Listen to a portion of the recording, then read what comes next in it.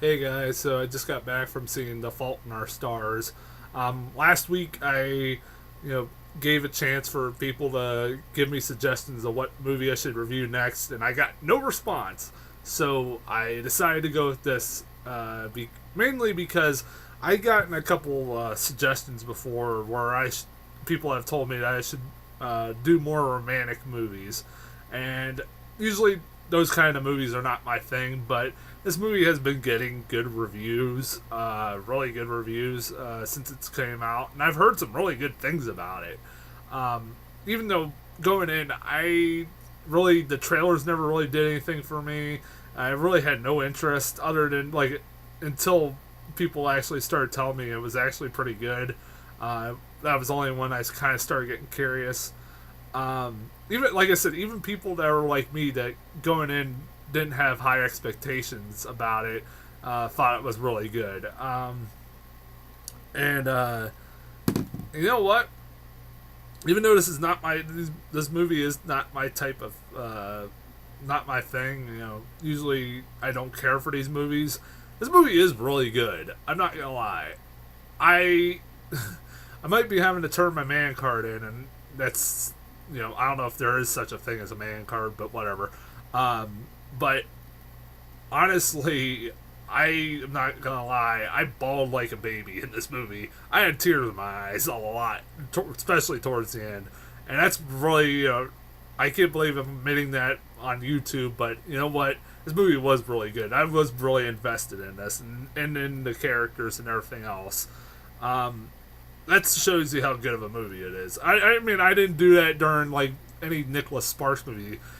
This movie for me is like a big middle finger to Nicholas Sparks in that, you know what, Nicholas Sparks is a shitty writer and is like the standard bearer nowadays for like romance novels, unfortunately. And this movie, in my opinion, is a movie that Nicholas Sparks should go watch and take fucking notes on how to write a proper fucking romance, especially a romance about two dying kids or something like that. This movie is is way better than anything he's ever fucking made. Um, this movie is really well acted, really well acted. I've heard a lot of people mention that Shailene Woodley should get an Oscar nomination for this, and I have no problem with that. She is really good. Her character is a really well done character. She's well written. She's a three dimensional character. She is a feels like a real person. Like she's playing a real person. It doesn't feel like just a big ass cliche, sick kid in a fucking Nicholas Sparks movie. Um, she is really good in this movie. She's definitely believable in this role.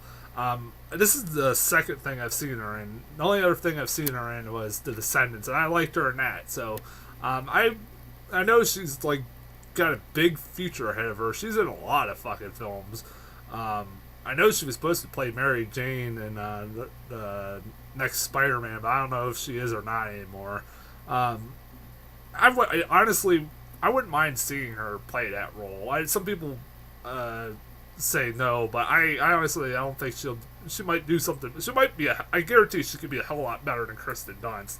But she is really good in this movie. Also, I think a lot of people are overlooking the guy in this movie. I had to look up his name, Ansel Elgort. What the fuck kind of name is that, by the way? Plays Gus. He is really good in this movie. I thought he was more relatable than any of the other characters, and maybe that's just because I'm a guy. I'm sure there are girls out there that find Hazel to be, more relatable. Of course, because I'm a guy, I found him a lot more relatable, and he is really good in this movie too. And he is charming as hell, really charming as hell. I can see why any girl would fucking fall in love with him. And this is not like where in like Twilight where they don't have any fucking personalities whatsoever, and all they do is talk about fucking how much they love each other. This is a movie where they actually have real conversations, and like you can believe that somebody would actually fall for this guy because he is charming as fuck. I don't know where I've seen this guy before. I know I've seen him in stuff before. Somebody told me he was in Carrie, the remake of Carrie, which, yeah, forgive me, I kind of have forgotten about that movie since I've seen it. But which I'm sure I'm not the only one. But if I remember, is he the guy that was the guy that charmed Carrie? Well, if that he is, I can see why. I remember that guy being good in that movie, but yeah, this is really the first thing I've seen him, big thing I've seen him in, and he is really good in this film. I think a lot of people are overlooking him. You also got like Laura Dern, who's the mom. Who, fuck, I haven't seen Laura Dern in anything in a long time, which was nice to see her in this movie. She was really good and had some really, really effective like moments, like great dramatic moments.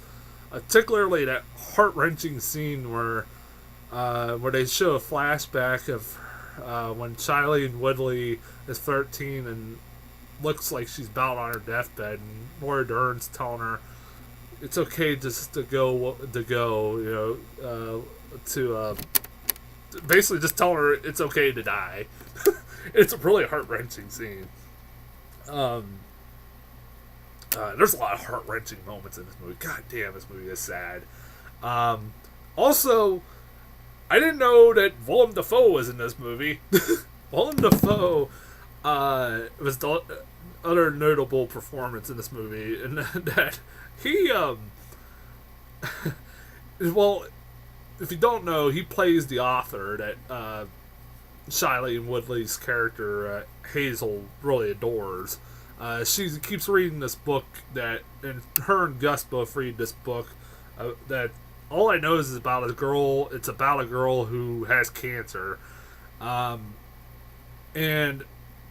they love this book together. And she keeps trying to write this author, and he never responds to her. But Gus finally gets a hold of him via his assistant, and once he does, they decide to go to Amsterdam to meet this guy, and I was like, leading up to his reveal, I was like, I wonder who it's going to be. Like, I didn't know who they casted in this movie, so I was like kind of curious as to who it would be.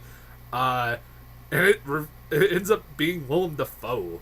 One of those, huh? I was like, oh, Willem Dafoe, sweet. Honestly, almost at first I didn't recognize him. I recognized the voice instantly. His voice is indistinguishable.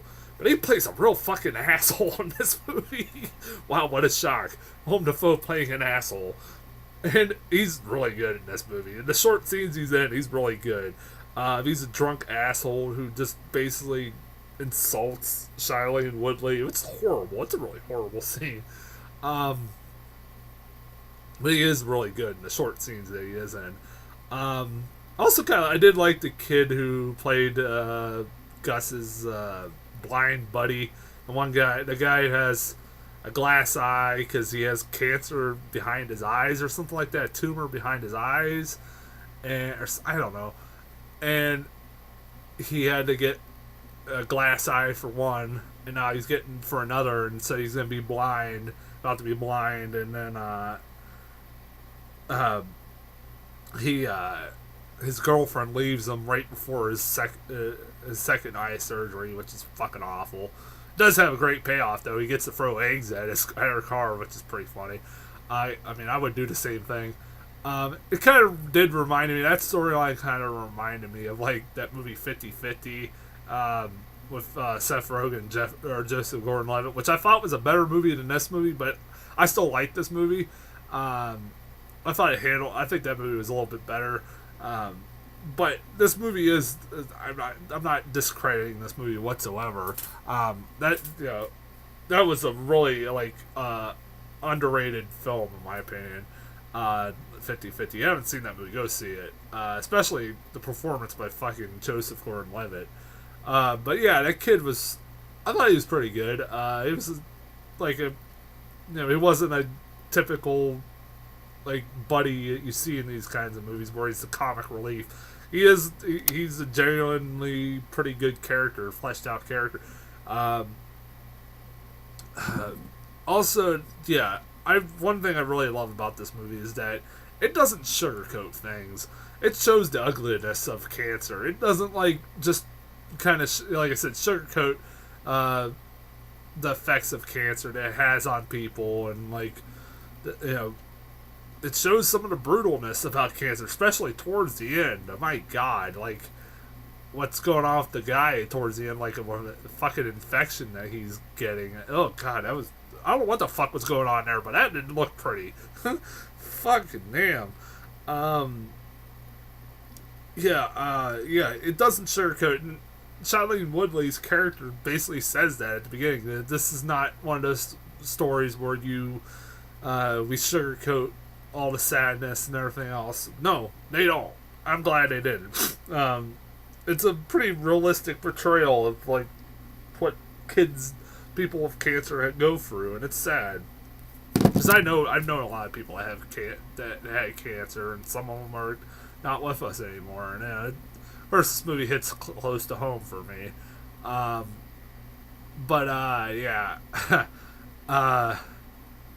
If I could complain about anything, it does have a lot of cliched moments. It has some iffy dialogue here and there that was a little too cheesy for my taste. There was one moment that I do want to kind of complain about. That was the moment where in Amsterdam they go to the Anne Frank house, and it's one of the most cliched, cheesy scenes I've ever seen in my entire life. It kind of was kind of groan worthy for me. It kind of took me out of the movie for a little bit. At the beginning, right before they go into the house, the girl that's with them, who's Willem Dafoe's assistant, tells her, said, "Well, there is no elevator. You're gonna have to, and there's all a bunch of stairs. Are you sure you want to do this?" She said, "Yes, I want to do this." And so she's climbing up these stairs, and each set of stairs, she's having more and more trouble. Obviously, because she's fucking on an oxygen tank, and she can barely breathe. And this movie makes you believe that through the will of her hearing Anne Frank's words, because they're being repeated throughout the scene, she finds a way to go up the stairs. It's like, oh, for fuck's sake, this is cheesy as fuck. It's like, oh, this is cheesy as fuck. God damn it. It is really cheesy. It is really cheesy. It did made me roll my eyes, but that was the really only one moment that made me roll my eyes. Like I said, there was some dialogue in this movie here and there that just, ugh. I'll give him this. I remember when this movie came out, I went to a pre-screening of Edge of Tomorrow that was playing at the same time as the pre-screening for this movie. And somebody was wearing a shirt that said, "Maybe okay will be our always." And I'm like, what the fuck does that mean? At least they kind of make that. I can understand. Now that I've seen the movie, I can understand why. I thought that was a really stupid saying, but it does make sense in context, I guess. I was like, alright, I'll give them that. Also, good God, I'm glad. One of the things about this movie going in that I thought was really annoying was the fucking tagline for this movie. I've mentioned this when I did my review for Neighbors, but when I saw the movie Neighbors, walked by a poster of this, and it said on the bottom of the movie, like the bottom of the poster, it said "The Fault in Our Stars," and then it had a tagline that said "A Sick Love Story." The fuck, that's the dumbest.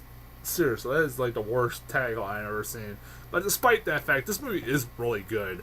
If you're like me, who was not really having much interest in seeing this movie, honestly, it is a very good movie. It is a really hard movie to sit through, I will say that. It is.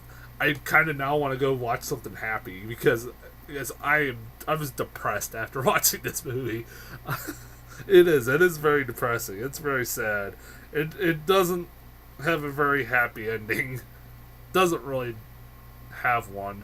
It is kind of left open what happens to Shailene Woodley's character, which I kind of would have liked to see whether she lives or dies, but I'm assuming that she died by the end after this after the events of this novel. Anyways, yeah, I recommend it. As far as trailers, Jesus Christ, trailers I got for this film. I got nothing but bad trailers for this film, for the goddamn film. Damn it, give me 1 second. Hell, I know what they are. I got, first I got, what was that? The Best of Me.